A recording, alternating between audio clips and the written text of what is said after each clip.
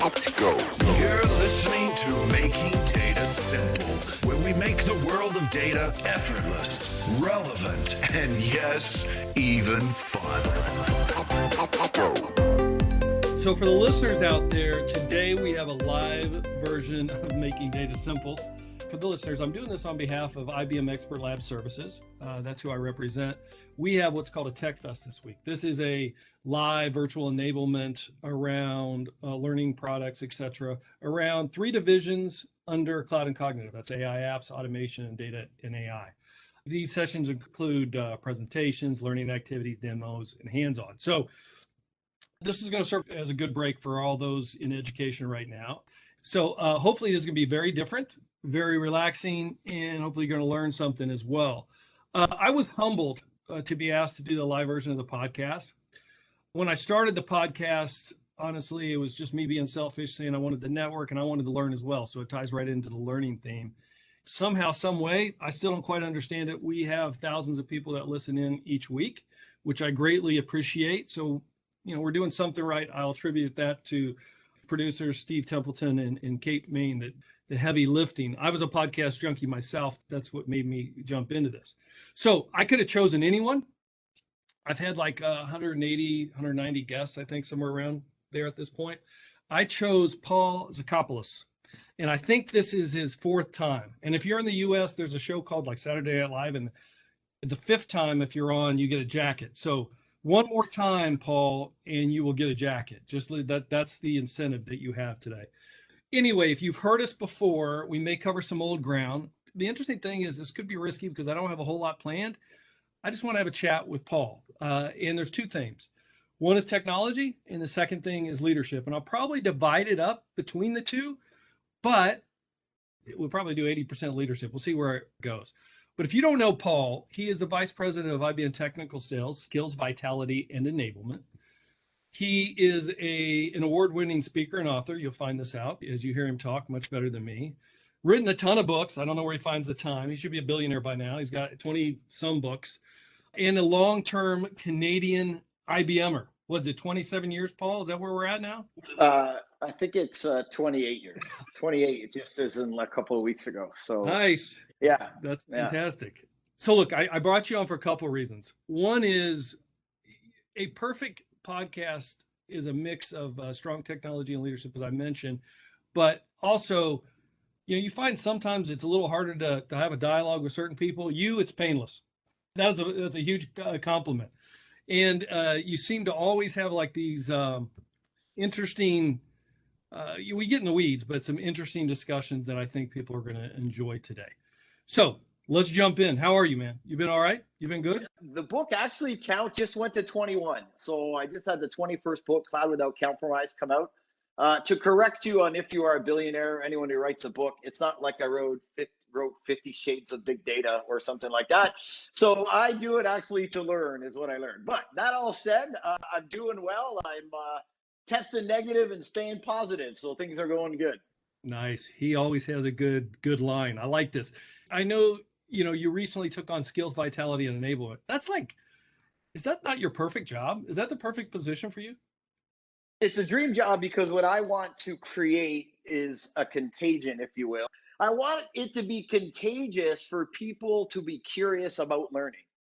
Learning never ends. And that is the angle that separates zeros from heroes, pros from Joes, those that know and those that don't know. And I've lived this personally in my life because I don't know if a lot of people know this about me, but I actually came to IBM having never taken a computer course in my life. Somehow got a job in the lab. I think I started in ID, then I went design and did service, started to learn how to program. Wasn't very good at it, but I can program at least or read code. And my whole journey for whatever mountain or pothole of accomplishment I've had professionally or personally has been because I wake up every day and I need to learn something new every day. I think that actually comes from my parents who are both educators. So when you think about that, and I think about how we can move the business forward, but it's not just the business out, how I can move each and every individual career forward. And I hope those careers stay long term at IBM. But even if, the average person changes careers so many times or changes employers, putting that skill in you is the number one thing to success, learning every day. And so in that way, it is the perfect job for me, not without its challenges, but boy, do I wake up excited to learn every day.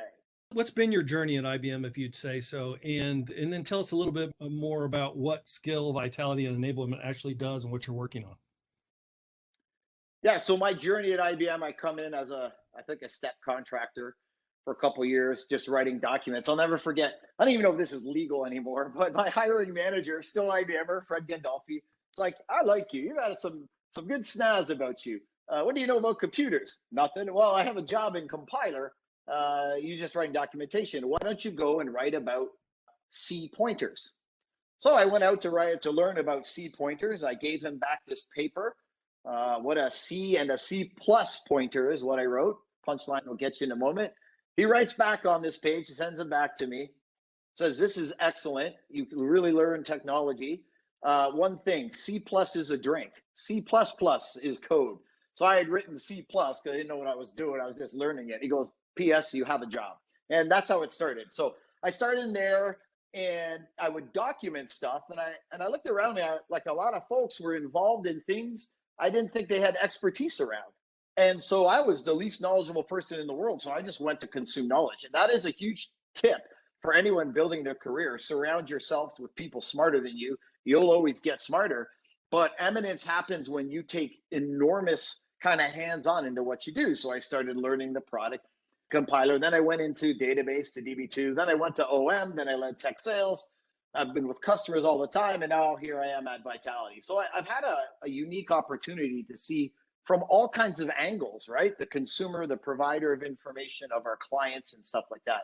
With Skills Vitality, what we're really doing is trying to work in conjunction with other groups at IBM, but creating a strategic mission that upskills our entire organization around products and technology and the storylines that support the outcomes we want our clients to get to. And that is everything from hands-on demos, right? But all the way back to the why, right? Almost how do we bring clients to our solutions as opposed to coming out with feature function benefit. All those are absolutely required for successful sales, but successful outcomes for our clients. So that's what we do, is build that strategy. Do you feel like you're setting the strategy, or do you feel like you're explaining the strategy with context and stories, or both? Yeah, I think it's both, right? Like we set a strategy, like most strategies, it takes time for it to churn. You get all kinds of groups. Some groups jump in right off the bat. Some groups are hesitant because, we're all busy. We're all used to doing things the way we do things, but then they start to see the different outcomes. So then they jump aboard. So I would say we set the strategy and, along the way, Al, as you'll know, like we're learning too, right? It's like, we don't have all the answers. We kind of surrounded ourselves with some great people with some great ideas. And so I would say the strategy will always evolve, but we come out with a set strategy of what to do, where we want to see people. And that directly aligns to what is going to make the company successful in the marketplace and the skills we need, not just skills, but where we need those skills to make us successful. All right, let's jump in then.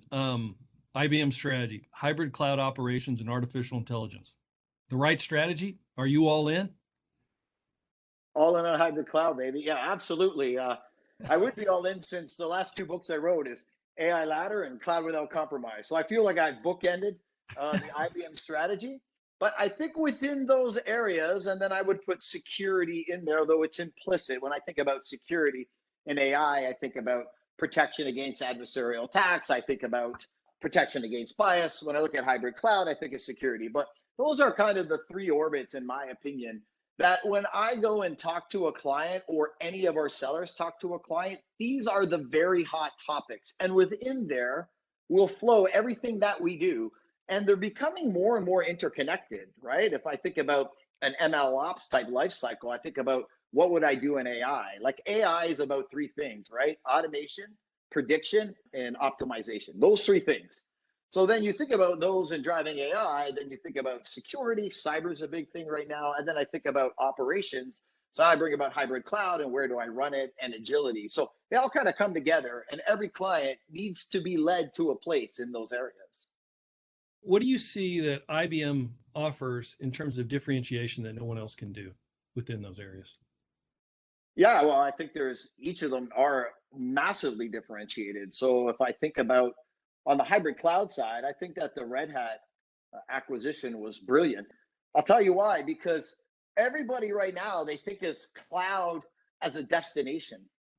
And what I, as an author or as an IBMer, and what I want our sellers to do is to talk to clients about cloud as a capability, not a destination. If that destination happens to be public cloud on Azure or IBM, that's no problem.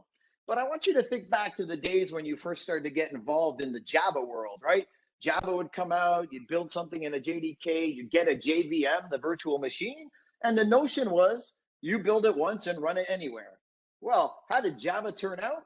Build once, test everywhere, right? Like it just didn't work. You'd get the wrong JVM on here, you have to fix this, fix that.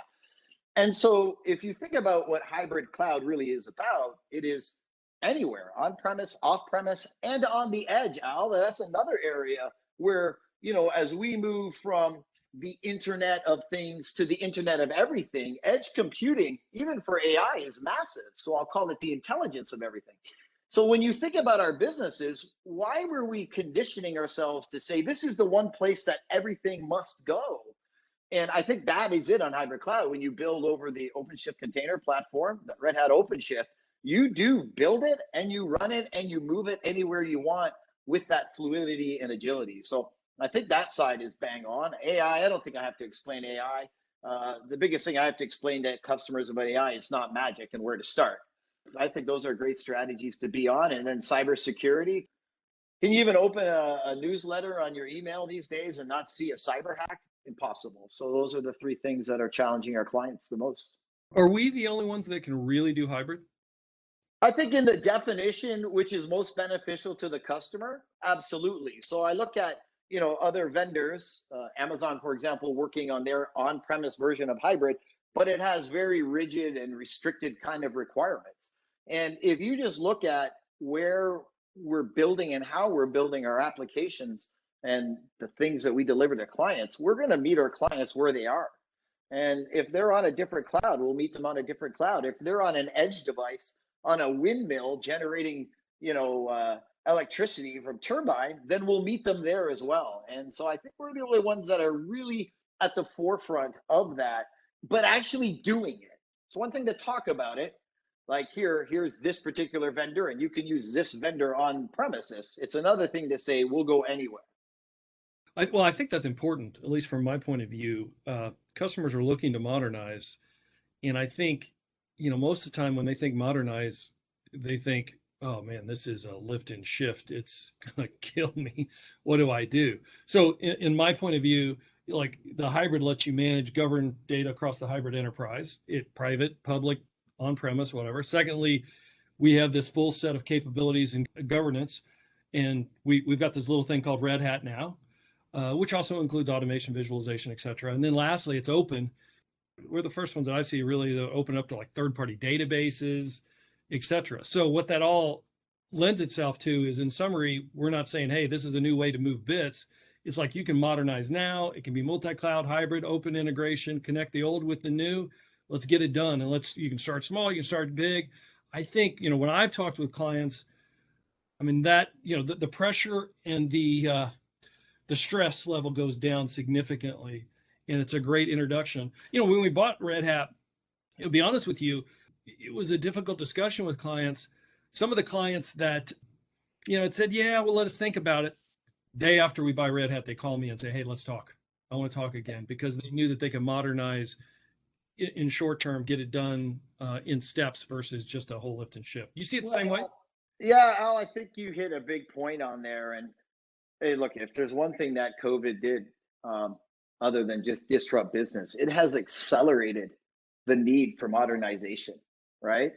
I wrote an article called Thrivers, Divers, and the New Arrivers. And those divers were not modernized. In other words, and these are big businesses out. Like, so many people found out they weren't nearly as modernized as they thought they were. Like when I'm 3 hours, and I won't say the vendor, on a chat just to check my order, or I get online and I submit an order to one of the largest retailers in the world for what else? Some toilet paper online, right?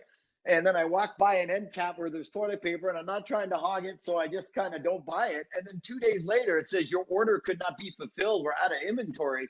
And you're like, you're the largest retailer in the world, a brick and mortar. Wow. So these are big names. So thrivers, divers, new arrivers. And as we came out of it, and we are seeing this in spending, is folks say we have to modernize almost in a chaotic way. And you said at one point earlier, you said like it doesn't have to be all at once and lift and shift. And I agree with that. I don't know if you ever watch 5-year-old kids play soccer and they're like, oh, and they're all running around like a cluster. Some clients are doing that, but I want to step clients back and say, how do we do this, right? What is the strategy? So for example, on the IBM Z, the mainframe, right? There are rock solid applications that keep a business alive. They want to modernize, but they don't have to take the whole thing out and reprogram the whole thing. Maybe you're modernizing the front end, right? And putting a mobile app in the front and keeping that agile. So it's like anything. It doesn't have to be all at once. And in fact, when you take this kind of, let's just get to first base as a baseball analogy, you actually learn along the way and your skills grow and then you move towards that modernization. So it's critical to have choice, I think is it. Have choice and not be pushed into giant leaps, but sustained movement forward will always outperform giant leaps.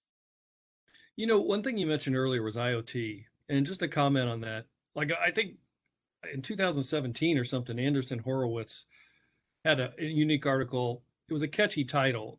It said something like "Cloud is dead" or something. But the thought is we're all going consolidated, but then we're going to have IoT, which is going to push things back out to the edge. It feels like IoT still hasn't taken off yet. I mean, it's still not there. I don't know if you have any perspective there. You know, I think it's there in the infrastructure, Al. Like if you think about Internet of Things, I tried to vacuum my house the other day and I couldn't vacuum because the Wi-Fi was down. I had a little robotic vacuum that goes around the house. Couldn't access the map, right? So I like, Cal, we got to vacuum the house a different way. So she puts the vacuum in my hand. You might have to actually get the normal vacuum out, dude. That's right. Do you even have one anymore? Well, we do, but it's tucked away. I have a Wi-Fi toaster. Don't ask me why. My fridge, my dishwasher. So I think the sensors are pervasive, and this is kind of leads to what a data problem is. We are collecting data like no tomorrow. The world does not have a data collection problem. We have a data understanding problem. So as I say, we move from the Internet of Things, I think you said 2017 or something like that. I think today I would say we have the Internet of everything. So everything and anything can be instrumented. Bridges outside, your car is fully instrumented. As I said, my vacuum. The next phase where we have to get to is the intelligence of everything. And that is being able to drive our AI out to the edge. And that's one of the reasons IBM has greatly invested in a distributed cloud product or a distributed cloud in a product we call IBM Cloud Satellite, because it will be about how do we manage and make use of those devices and better optimize them. So I think we've got the Internet of Things there. We don't have the intelligence of everything yet. And that's the next frontier. Yeah, that makes sense to me. Funny story is you know what fantasy football is, right? So we play fantasy football in my house. I had people over and they're all trying to connect to my internet so they can make their picks. And one guy's like, "Hey man, I'm connected to your fridge. Is there something I can do here? Because it just connected." It's like, right. I mean, that's the world we live in today. And now my wife got like a button on the, so she can order things. You just hit a button and Amazon, things show up every day, by the way. Hey, look, one thing that you did a lot of things well, but one thing that really caught my eye that helped me with customers, which what I call the maturity curve. You did a maturity curve around data and AI, and I think you've updated. What I'm going to ask you is, what is the new maturity curve, or what's the cloud and cognitive maturity curve as you see it and how you would sell it to clients? The reason I'm asking you that is, and I'll give you some time to think about it, because I'll talk about the data and AI maturity curve that you did some time back. And, there were multiple people that contributed to it, but you really articulated it well. What it was, guys, is imagine a chart where you have on the x-axis maturity, you more maturity from left to right. And then the y-axis was value, where you go up, and you got like 4 quadrants. Now, from left to right, you got operations, data warehousing, self-service analytics, new business models. And the cool thing is, the best thing I could do is to figure out where clients are in that maturity curve so we could have an intelligent discussion. So I'd say, look, the left side is about spending money to save money. The right side is about spending money to make money.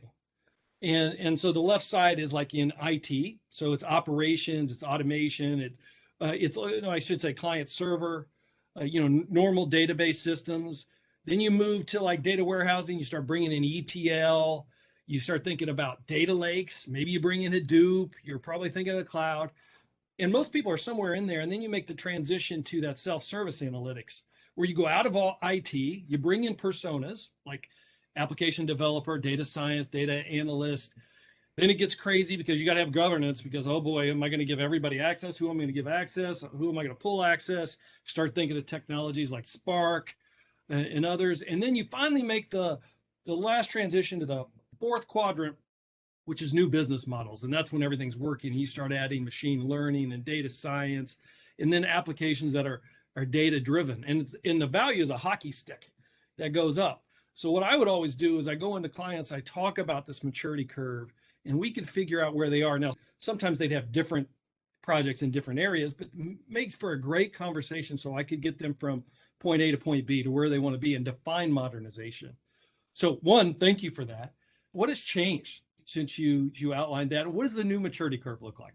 Well, you detailed it pretty well. I'll tell you. So I started to build these maturity curves. I wrote a maturity curve in the Cloud Without Compromise book as well, right? Which talked about refactoring and modernization and how to go along it. It's because we're coming to clients and I wanted a way to kind of teach them stuff they don't know. And I wanted to go and figure out where they were. But more importantly, I wanted them to know where they were. Like my success with clients has always been getting the client to think differently about themselves.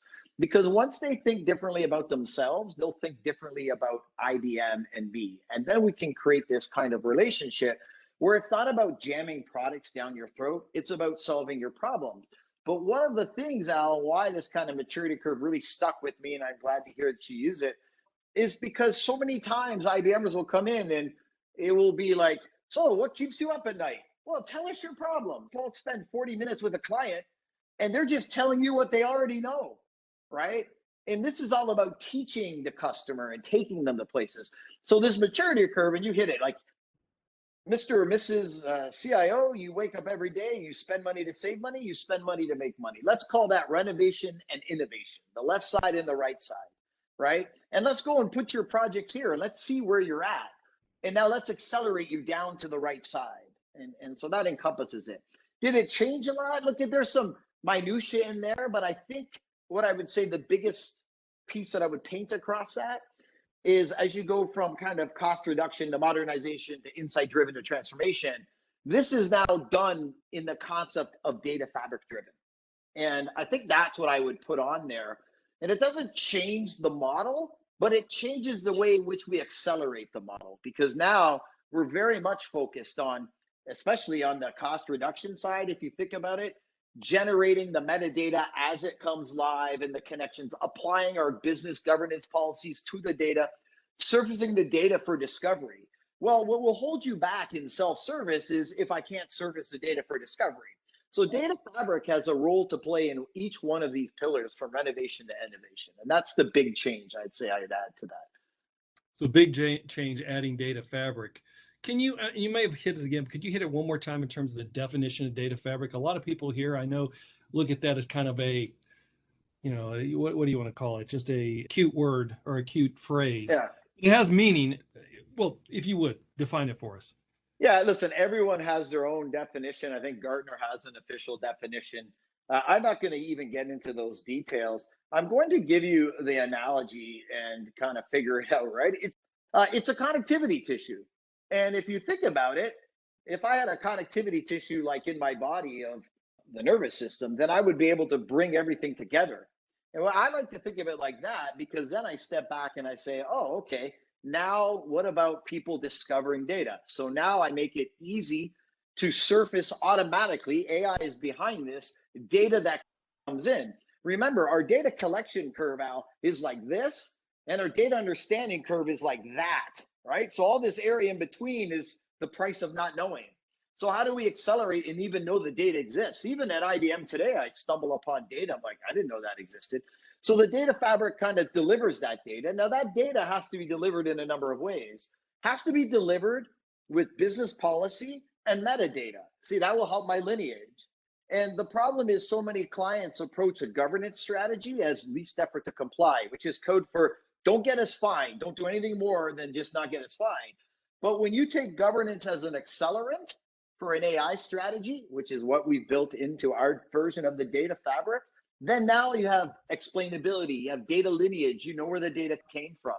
And then in the same way as that's kind of the connectivity tissue of the data that's coming in, you can imagine a new data set comes in, we recognize in there is a credit card, we automatically apply a business policy rule to the credit card to mask it or obfuscate it, to encrypt it, whatever the policy you've decided. So this is all automated, right? That helps us catch up on the understanding. So then the data comes pushed out. Then coming back in is how do I consume that data? So you think about things like auto SQL, right? Where I don't care where the data resides, you will take this one API and you will go and get that data. And so I call it this, if you imagine also maybe at your house, if you took a blanket and you threw it over everything on your bed, everything on the bed would be covered by this blanket. That's exactly how I like to think about it. So it brings explainability, governance, connectivity, and curiosity and observability in the sense of I can observe these new data artifacts to the entire organization. That's how I like to kind of view it. Awesome. Thank you, man. Hey, so as I make the transition to leadership and kind of here's the way I'll do it. The maturity curve, as you talked about it, I mean, being able to communicate this to clients and being able to figure out where they are, where they want to go, critical. One of the books I know that you're a fan of is called The Challenger Cell. I love, he's got it up, doesn't he? It's a Sorry, you guys haven't read this book. It's fantastic. I've read it twice. Give us some insight. Why is it a favorite book, and how does it, I mean, it ties into the maturity curve for me in terms of being able to explain and being that challenger seller. Could you say a few words on why that book is so important to you? Yeah, it changed my life. Honestly, it changed my life. And I will tell you, if you want to be effective in front of clients, you read that book, you read it more than twice. Like for a guy who writes a lot of books, I don't read a lot of books. I've probably read that book 8 times. I still re-listen to parts of it all the time. The book really tells you about how to make impact with clients, right? At the end of the day. What I found fascinating, Al, is it profiles 5 different sellers. And if you're connected with sales, I don't know where each of the listeners are coming from in their groups. You'll literally look around and see those people. You know I used to be the lone wolf. I know who the relationship builder is. I know who the pleaser is. I know who the hard worker is. And then this challenger is like that next level. And what it does is it presents your point of view to a client. So to go back to what you talked about, I was with a client the other day and the client team was on, and we spent 30 minutes just letting the customer tell us about their problems. Now that sounds like the right thing to do, doesn't it? Well, we have to listen. We listen more than talk. But I kind of like, just give me these times. I want to give you my point of view. Here's my point of view because I've dealt with thousands of clients over my history. You know, I've written these books. Let me tell you what I'm seeing in every client. And if I miss something, let me know. The end of the result of my 15 minutes was the CIO saying, you know, this is right on topic and you made me think about things I never thought of before. That is the challenger sale. And sometimes you'll create tension in the client, but it is coming with a point of view, not trying to figure out what the customer needs per se. That works into it, but as a secondary motion. It is coming with expertise, depth, and eminence. And that's why that book is so important to me. And I think that book is what made me decide to double down on skills, on industry knowledge, and keep learning. It goes hand in hand with learning every day. Teach, tailor, and take control. Yeah, that's it. See? And I'll read it a third time. It's on the list. You're right. I got it on audiobook as well, so I will throw it on occasionally just to listen while I'm making my drive. All right, so easy one for you. What makes a great leader? And by the way, everybody's a leader. Everybody's a leader. What makes a great leader? You know, in my opinion, what makes a great leader, and this changes depending on the role you have, clearly, I think empathy. Like, I really think empathy. To me, someone comes to work, their intention isn't come to work all day and do a bad job, right? Nobody wants to do a bad job. That doesn't mean that we don't have low performers and I have to manage them and sometimes out of the business and that. But if you had to choose one trait, I would say it's empathy. And then the second trait I would say is, what's the point in hiring people and treating them like pawns in a chess game? So listen. And I won't, this is a rule I have. I tell everybody this. I don't care whether you're an intern, band six who gets in my face. There's one gal who got in my face the other day. I loved it. Or you're another executive. Here's what I think should always happen is I promise anyone who works for me, I will always hear your opinion. Now, I will either A, stick with the opinion that I formed, but I'll know the counter arguments to it. B, realize I was wrong and we'll go with your opinion, happens. Or C, some hybrid. But whatever it is, you'll be heard. Because I found and I see this sometimes in IBM, I see it at clients, when leaders stop listening, people stop talking. And that's how we get smarter, is having this diverse group around us of people and opinions. That's what makes great leadership. So I always find it funny when I see this anti-bullying training for leaders. And I'm like, if you were a bully before, going and getting training not to bully people isn't going to make you a great leader. Well, maybe make you a bit better. But the folks who don't naturally bully, and I guess I'll finish that clip by just telling you this. Culture and true leadership is what happens when no one's watching. And this is not because you invited me here, Al. I've actually greatly admired your leadership. People talk about it all the time. And so if I think of what makes a great leader, I look at the things that you bring to the table. So, yeah, nothing to do with being on the show or trying to get the jacket on a fifth time. So it's a continuous improvement. Hey, the funny thing that you say with empathy is, look, Microsoft's a worthy competitor. Have you read Satya Nadella's book, Hit Refresh? No, I have not. I have not. I have to admit, pretty great. He talks about engagement being the definition of a culture, empathy, and purpose. And he really focuses on empathy. And he had a funny story in the book where he talks when he first got hired at Microsoft. He had an interview with a gentleman by the name of Richard Tate. I don't know if anybody knows that name, but he was the gentleman that created Cranium Games ultimately, but that was before that time. So he walks in and he asked him one question. So Satya walks in and he said, I was nervous. I was trying to get hired at Microsoft. This guy says, imagine a baby laying in the street. The baby is crying. What do you do? And he goes, I was really nervous.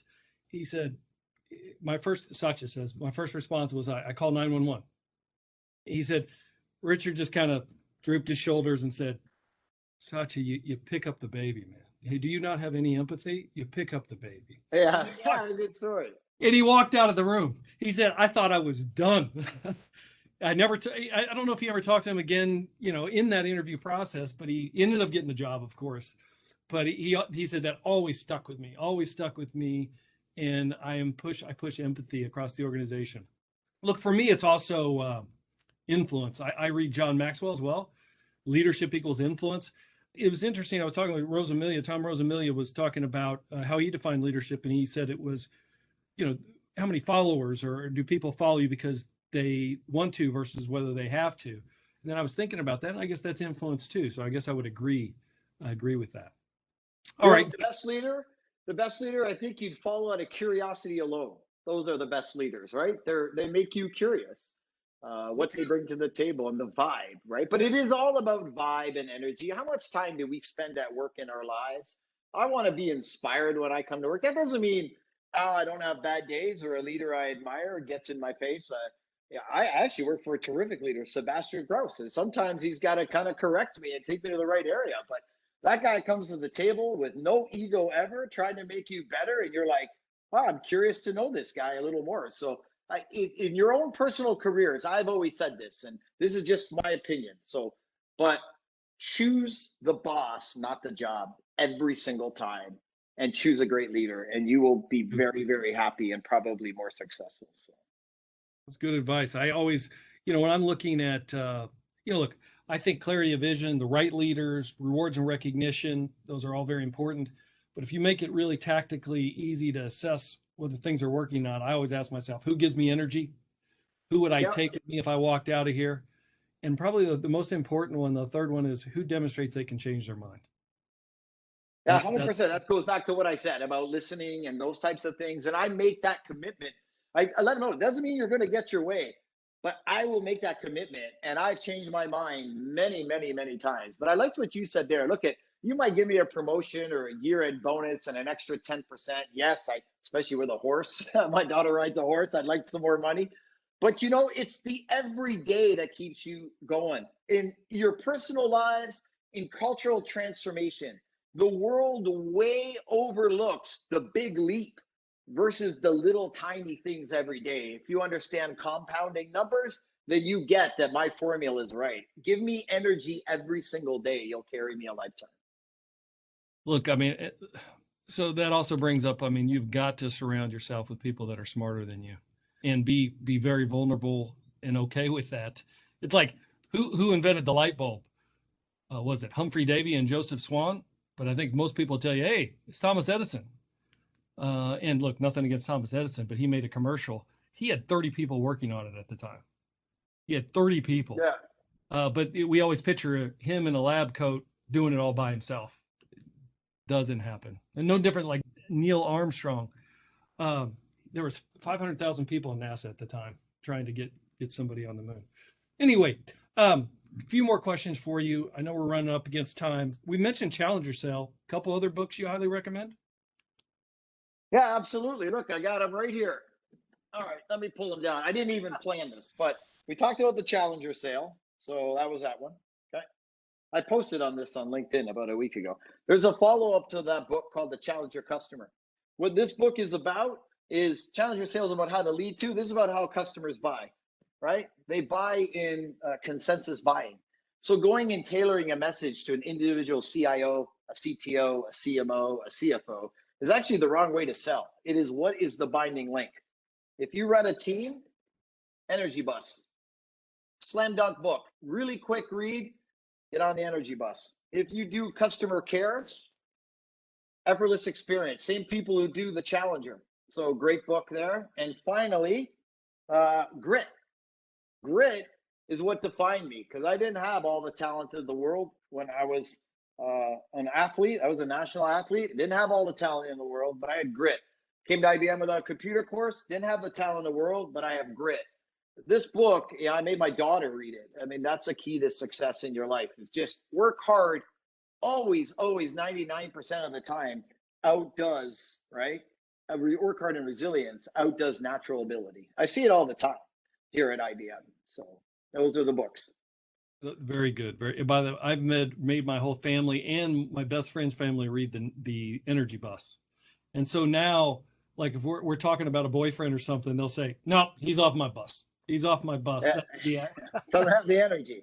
Yes, that's exactly right. That's exactly right. Hey, thanks for that. Hey, you got to give me some Paulisms before we leave. What I mean by Paulisms, like I went back to our older podcasts, and like I'll give you a couple to kind of get you rolling, because once you get rolling, I know we'll be here. Oh my gosh. Always offer to bet on yourself. Always be a newbie. Vulnerability leads to confidence. Being humble doesn't mean you can't be decisive. You are who you hang out with. I really like that one. Getting comfortable being uncomfortable. And, one time you had defined leadership to me, which I love and I still use today, is to get the butterflies to fly in formation. Yeah. Come on. Extrapolate on one of those for me. Come on, man. Butterflies and flying formation. I'll give you that, and then I'll give you one new ism. I actually sound pretty profound when you read that back to me. Right. Well, that's what you're here to do. Yeah, the butterflies to fly information is someone came up to me, and I do these keynotes sometimes audiences of 10,000 people, and they're like, well, I need to learn how to public speak. I'm so nervous. And I'm like, why do you think I'm not nervous? Ow. Hey, here's a secret, everyone. Before I go on stage, I am sitting there going, why am I doing this? Why do I put myself in this position? I don't deserve to be here. I'm the biggest self-doubter on the inside. Those are the butterflies. But then I channel them to fly in formation. So I know I've done my preparation. I know I've done my research. I know I have grit. That's why I feel like I can deliver that. So when you go on stage, I'm nervous as hell. But I got the butterflies information. So I guess we're almost out of time. So final ism, just because I did it the other day on the wrong side of it. But there are some days at work where you think you're the smartest person in the world. Like you have done something amazing. you're in the top 1% of IBM, if not the smartest person at IBM for that day. On those days, just remember you're never as smart as you think you are or feel. But on the other side of that, because I had this 2 weeks ago, you may have the dumbest day. I'm surprised I'm not going to get fired. Or why would I have said that? Why did I let the call go like that? Why did I word it that way? There are days where I feel really dumb and I beat myself up for it. But I got to remember, I'm not as dumb as I feel that day either. So if you keep those two things in balance, I think there's a new one. On your smartest day, you're never smart as you think you are. And as your dumbest day, you're never dumb as you think you are either. That's great. Hey, can I ask you one more question before we break? Yeah. It's in 4 parts. But as well. No. I think it's a good one to bookend with. And recently, I had a general manager ask me this question, and I've asked some of my team this question, so I'm going to ask it of you. Okay, so follow me. Why are you here? Why are you at IBM? Number one. What are you going to stop tolerating? Number 3 is, how do you put customers first? And number 4 is, how are you going to make your job better than when you found it? Okay. So why are you here? Why am I here? I get the opportunity to grow myself on the daily here. Remember, I came from zero technical background. I get my chance to grow here personally, professionally, and I've actually been able to influence outcomes for people in society, the work I did at Toronto Sick Kids Hospital and stuff like that, and influence the outcome of people. So if I hire someone or I upskill someone and they make their numbers, they're feeding their family. You've got 3 daughters, I send them to college. So I get a really big, that's probably, someone asked me one day, what is the biggest thing that you love? Is it being a VP? I'm like, no, you know what it was? It's looking at these 10 careers of people who work for me. And I know I lifted them higher than they would have gotten if they got with just someone regular. So that's that. What will I stop tolerating? Boy, for some reason, because I'm not on the road with clients and face-to-face as much, my calendar is open, so people block it. But now people don't even do search for free time. They just go and block it. I got people overloading this call, as you remember, right? So I don't tolerate that. I started calling people out on that. What was the third question? The third question is, how do you put customers first? How do you make sure customers always... Yeah, I do my research and I bring a point of view. I bring eminence and expertise. That's why I write every book I write, is because I want to put the customer first. So I get smarter every day. That's it. That's how you do that.